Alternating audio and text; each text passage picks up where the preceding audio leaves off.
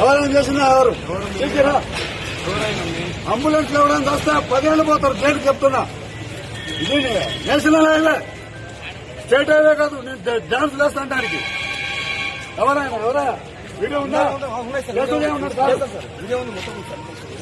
ఎవరైనా చెప్పు. ఏమి ఊరిపోయే రోడ్ అదేమన్నా 100 ఫోన్లు సార్ అంబులెన్స్ లో చచ్చిపోతున్నామని అందరి మీద కేసులు చేయమన్నారు. వీడియో ఉన్నారా? పత్రికలు లేకుండా రండి, ఒకసారి చెప్తా. ఉన్నారా?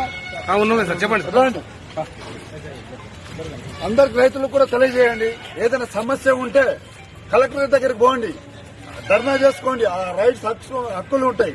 అంతేగాని చీటికి మాటికి నాకు కడుపు నొప్పి లేచింది 100 టాబ్లెట్ వేసుకుంటుంటే కుదరదు. ఇది national highway. Number of vehicle 10 నిమిషాలలో 4-5 కిలోమీటర్లు ఉంటుంది. మనకు తెలుసు కర్నూలు నుంచి హైదరాబాద్ కు ఎంతమంది పేషెంట్లు హైయెస్ట్ ఫాస్ట్ గా వెళ్తుంటారు. ఒకటి గ్రీన్ ఛానల్ అని కూడా ఉంటుంది. అంటే ఊపిరితిత్తులు కిడ్నీలు తీసుకుని 120-140 మీద వెహికల్స్ పోతుంటాయి. నీకు చిన్న సమస్యకు నువ్వు రోడ్డు ఎక్కితే జీవితం పోతుంది ఆడ. ఇదే లాస్ట్ అండ్ ఫైనల్ మీ అందరు చెప్పేది. మీ సమస్యలు ఉంటే ఇక్కడ ధర్నా చేయండి, లేదా కలెక్టర్ దగ్గర పోయి మీ హక్కులు సాధించుకోండి. నేషనల్ హైవే సరే కాదు, నేషనల్ హైవే మీద ఉంటే మాత్రం మీకు తెలియదు ఆ కేసులు ఎట్లా. రైల్వే ట్రాక్ తెలుసు కదా కేసులు. ఈడ కేసు అయితే మిమ్మల్ని దేశంలో ఉన్న అన్ని రాష్ట్రాల్లో తిప్పుతారు. నేషనల్ హైవే మీద కూడా అదే కేసులు అవుతాయి.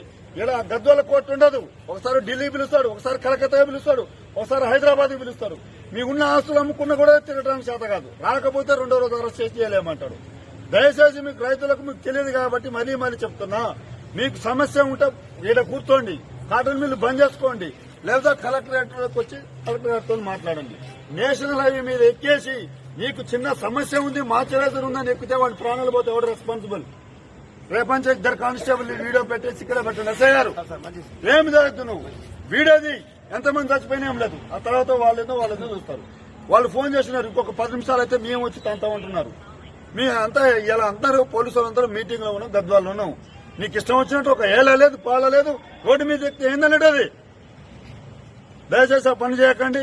మళ్ళీ చెప్తున్నా, మీకు ఏదైనా సమస్య ఉంటే ఆ బండ్లు ఆపుకోండి, వచ్చి కలవండి, లేదా మా ఎస్ఐ గారు చెప్పండి. మాకు అన్యాయం జరుగుతుందంటే మా ఎస్ఐ గారు అవసరం వస్తే మిమ్మల్ని కలెక్టర్ గారు తీసుకుని క్లియర్ కదా? ఓకే, థ్యాంక్ యూ అండి. మార్కెట్ ఎవరు